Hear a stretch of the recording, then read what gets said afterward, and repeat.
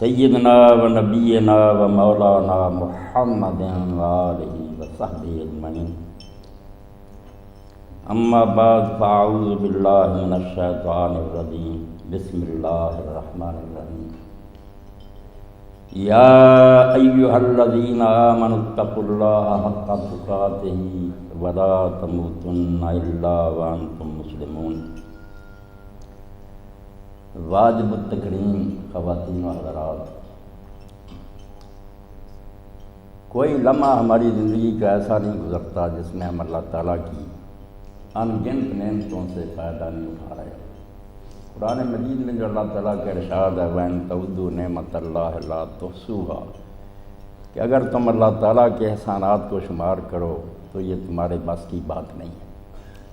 حضرت سعدی رحمۃ اللہ علیہ فرماتے ہیں اور نعمتیں اگر ہم چھوڑ بھی دیں، صرف سانس لینے کی نعمت پر ہی غور کریں تو آسانی سے سانس کا اندر جانا اور باہر آ جانا، ایک سانس میں 2 نعمتیں اللہ کی چھپی ہیں۔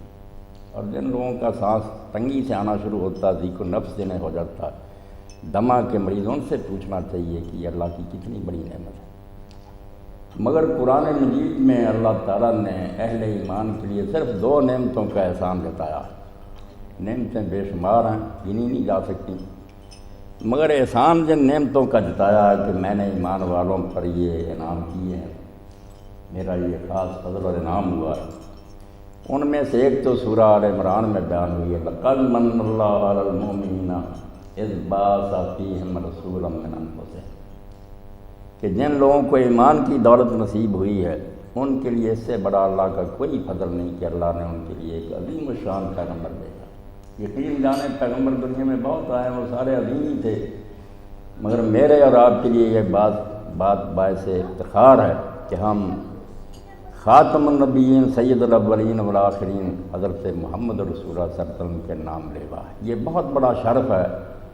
آج سے 1000 سال پہلے اسپین میں گزرے ہیں قاضی اعیاض رحمۃ اللہ علیہ، وہ اپنے اشعار میں یہی بات بیان فرماتے ہیں، یہ ہماری بدقسمتی ہے کہ ہم ان نعمتوں کا احساس نہیں رکھتے یا ان کی پوری قدر نہیں کرتے۔ مسلم ہونے کی حیثیت سے ہمارے لیے اس سے بڑی کوئی بات نہیں کہ ہم رسول کریم علیہ السلام کے وابستہ دامن ہیں، حضور کی امت ہے۔ وہ فرماتے ہیں وَمِمَّا زَادَنِي شَرَفًا وَتِيهًا فَكِدْتُ بِأَخْمَصِيَّةَ وَالسَّرَيَّةِ، اللہ کا ایک انعام ایسا ہے جس کی وجہ سے میں یہ محسوس کرتا ہوں کہ میرے قدم زمین پر نہیں ہیں بلکہ میں ثریا کو روند رہا ہوں، آسمان پر ہوں۔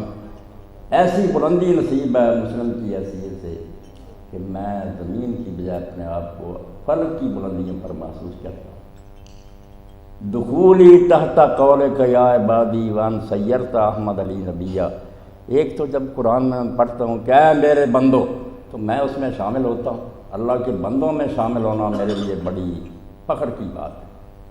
اور دوسری بات یہ ہے کہ اے کائنات کے مالک، تو نے میرے لیے احمد کو نبی بنایا صلی اللہ علیہ وسلم۔ رسول کریم علیہ السلام کا ہمارے پیشوا نبی ہونا اللہ کی بہت بڑی یہ مہربانی ہے، عنایت ہے۔ اور اسی لیے رسول کریم علیہ السلام نے ارشاد فرمایا لا یؤمن عبد حتی اکون احب الیہ من والدی وولدی والناس اجمعین، کوئی بندہ مومن نہیں ہو سکتا، اس کا دعویٰ ایمان جھوٹا ہے اگر میں اس کی نگاہوں میں اس کی اولاد سے، اس کے ماں باپ سے اور سارے جان کے لوگوں سے زیادہ محبوب نہیں ہو جاتا، اس کے دل میں میری محبت سب سے زیادہ نہیں، وہ ایمان کا جھوٹا دعویٰ کرتا۔ اور اسی لیے اس زمانہ میں رسول کریم علیہ السلام نے فرمایا، ابو ہریرہ رضی اللہ عنہ روایت کرتے ہیں کہ ایک وقت آئے گا کہ جو ایمان والے لوگ ہیں وہ چاہیں گے کہ اپنا مال اولاد سب کچھ قربان کر کے صرف میرے چہرے کی زیارت کریں، خواب میں ہی زیارت کے لیے تڑپیں گے، اور واقعی اہل ایمان کی یہی کہتی ہے۔ تو رسول کریم علیہ السلام کا نبی ہونا اور ہمارا آپ کا امتی ہونا، اللہ نے اس کا احسان جتایا۔ اور سورہ حجرات میں یہی بات فرمائی بل اللہ یمن علیکم ان ہداکم للایمان ان کنتم صادقین، اگر تم واقعی سچے ہو کہ کلمہ گو ہو تو احسان تمہارا نہیں ہے، تم نے کوئی اللہ پاک پر احسان نہیں کیا کہ اسلام قبول کر لیا، بلکہ اللہ کا یہ احسان ہے تم پر کہ اس نے ایمان کی ہدایت۔ تو رسول اللہ کا امتی ہونا، ایمان نصیب ہونا، یہ اللہ تعالیٰ کا بہت بڑا فضل و انعام ہے۔ میری بہنیں سن رہی ہیں، آپ بھی سن رہے ہیں، رسول کریم علیہ السلام سے پہلے اور آج بھی دنیا میں جہاں جہاں گمراہی ہے، یہی سوچا جاتا ہے کہ دین اور دنیا دو الگ چیزیں ہیں۔ دین والے لوگ جو ہیں ان کا دنیا سے کوئی تعلق نہیں. بڑے بڑے پڑھے لکھے لوگوں کو ہم کہتے ہیں یار مذہب کو الگ رہنے دو، پیشے سے مذہب کا کیا تعلق ہے. بہت جاہل نادان لوگ ہیں. کبھی انہیں توفیق ہی نہیں ہوئی کہ اللہ کی کتاب کو پڑھتے، رسول اللہ کی سنت کا مطالعہ کرتے. وہ کفر کی باتیں ہیں کہ دین اور دنیا دو الگ چیزیں، یہ جہالت کی باتیں ہیں. اسلام ایسا نہیں. اسلام میں یہی خوبی ہے کہ رسول کریم علیہ السلام نے آج کلید دین در دنیا کشاد، دین کی کنجی سے دنیا کے دروازے کھولے. کام دنیا کے ہی کرنے ہیں مگر اس کے ساتھ دین کی آزمائش کریں. یہ کمال حضور کا. ورنہ پہلے دیندار لوگ یہی سوچتے تھے کہ دیندار آدمیوں کو بیوی بچوں سے نہیں تعلق ہونا چاہیے، غیر شادی شدہ رہیں، جنگلوں اور بیابانوں میں چلا جائیں، رہبانیت کی زندگی گزاریں. خدا رسیدہ لوگ جو ہیں وہ ہیں جو لوگ ان دندوں میں برستے تھے ان کو دنیا دار کہتے تھے. یہ اللہ کے رسول کا کمال ہے. جو ہم قرآن و حدیث کو پڑھتے ہیں حیران ہوتے ہیں کہ دنیا ساری دین بن گئی جب اس کے ساتھ دین کی آمیزش ہوگی. ہم کیوں بتنے میں گیتی نزاد. اس کائنات میں کوئی آپ کا ثانی نہیں. جتنے بھی لیڈر رہنما ہوئے نا، کسی نے دنیا سنوارنے کی کوشش کی، کسی نے دین کی بات کی تو یہ دنیا جو ہے اس سے متنفر کیا. اللہ کے رسول علیہ السلام نے ایسی تعلیم ہمیں دی ہے کہ جس کو ہم دنیا کا دندہ سمجھتے ہیں اس کو رسول کریم صلی اللہ علیہ وسلم ہوتے ہیں. یہ بالکل اسی طرح دین ہے جیسے آپ مسجد میں جا کر نماز پڑھتے ہیں. رسول کریم علیہ السلام تشریف فرما تھے. آپ نے دیکھا کہ ایک ہٹا کٹا تندرست آدمی جا رہا تھا تو صحابہ کرام رضوان اللہ علیہم اجمعین نے کہا کہ یا رسول اللہ کاش اس کی قوت اور جوانی جو تھی وہ جہاد فی سبیل اللہ میں صرف ہوتی. تو رسول کریم علیہ السلام نے فرمایا اگر یہ شخص اپنے گھر سے نکلا کہ حلال روزی کما کر اپنے بال بچے کو کھلائے اور اپنے ماں باپ کی خدمت کرے تو اس کا ہر قدم جہاد فی سبیل اللہ میں لکھا جا رہا. لوگ دنیا سمجھتے تھے. قرآن مجید میں آپ دیکھ لیں جمعہ کے دن اعلان کرتا ہے کہ جب اذان ہو چھوڑ دو کاروبار، اللہ کے ذکر کی طرف آ جاؤ. اور ساتھ ہی کہتا فائزہ قضیت الصلاۃ، جب نماز ختم ہو جائے فانتشروا فی الارض، زمین میں پھیل جاؤ، وابتغوا من فضل اللہ، جا کر روزی تلاش کرو. یہ اللہ کا فضل. جیسے نماز کے لیے بلایا اسی طرح کا حکم دیا، روزی کماؤ، جا کر کارخانے کھولو، دکانیں کھولو، اور اس کو اللہ کا فضل تلاش کرنا قرار دیا. سب سے بڑا دنیا کا دھندا جس کو درویش لوگ کہتے تھے کہ اللہ والوں کا ایسے کیا دل، وہ یہ ہے جس کے لیے ہم اکٹھے ہوئے ہیں کہ نکاح کو لوگ سمجھتے تھے کہ دیندار لوگوں کا اس سے کوئی واسطہ نہیں ہے، یہ تو جنجال ہے. مگر آپ حیران ہوں گے کہ کسی دینی عمل کے لیے بھی رسول کریم علیہ السلام نے وہ بات نہیں کی جو نکاح کے سلسلہ میں فرمائی. اذا تزوج العبد فقد استکمل نصف الدین، کہ جب آدمی کی شادی ہوتی ہے تو اس کا آدھا دین مکمل ہوتا ہے. نماز، روزے، حج وغیرہ باقی سارا آدھا دین اس میں چلا گیا. اس کو فرمایا کہ یہ نکاح جو ہے نصف دین. یہ کوئی اس طرح کی رسم نہیں ہے جیسے دوسری قوموں میں گھر بسانے کا معاملہ، ایسا نہیں ہے. یہ بالکل آپ یقین جانیں جس طرح آپ مسجد میں نماز پڑھتے ہیں، بیت اللہ کا حج کرتے ہیں، اس طرح کا ایک دینی عمل. آدھا دین رسول کریم علیہ السلام نے فرمایا اس سے مکمل ہو جاتا ہے. اور ایک حدیث پاک میں جو صحیح مسلم میں روایت ہوئی ہے، رسول کریم علیہ السلام فرماتے ہیں جب کوئی مسلم اپنی بیوی بچوں کے منہ میں حلال روزی کا ایک لقمہ دیتا ہے تو اس کے لیے وہ صدقہ شمار ہوتا ہے. صدقہ وہی نہیں جو آپ نے زکوٰۃ اور خیرات دے دی، اس کو بھی اللہ تعالیٰ صدقہ کے طور پر لیتا. اور اس کی بہت عمدہ مثال ابن کثیر رحمۃ اللہ علیہ نے درج فرمائی کہ بالکل مومن کی مثال موسیٰ علیہ السلام کی والدہ کی. آپ کو پتہ ہے وہ دریا میں بہا دیے گئے، فرعون کے محلوں میں پہنچ گئے. ادھر ماں سے اللہ کا وعدہ تھا کہ بے صبر نہ ہونا، جلدی واپس لے آئے گی، تیری گود میں پڑے گا.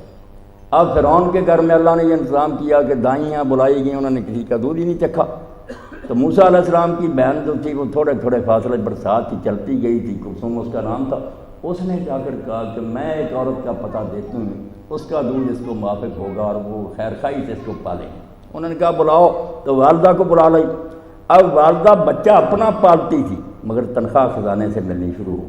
یہی کام ہے کہ مومن بال بچہ اپنا پالتا ہے، دھندا وہی ہے جو کافر کرتے ہیں، مگر چونکہ اللہ کے دین کی اطاعت کے مطابق یہ کام سر انجام دیتا ہے. رسول کریم فرماتے ہیں جو نفقہ اور خرچہ تم اپنی بیوی بچوں کے لیے کرتے ہو اللہ اس کو بھی صدقے میں شمار کرتا ہے. اس کا ثواب ملے گا جیسے خزانہ فرعون سے موسیٰ علیہ السلام کی والدہ کو تنخواہ الگ ملتی تھی، بچہ اپنا پالتی. صرف یہ ہے کہ دین کا آپ نے ساتھ اس طرح جز ملا دیا کہ کوئی کام دنیا کا نہیں رہا. دین ہی سارا بن گیا بشرطے کہ ہم اس کو اس طریقہ سے سر انجام دیں جس طرح اللہ رسول صلی اللہ علیہ وسلم نے فرمایا۔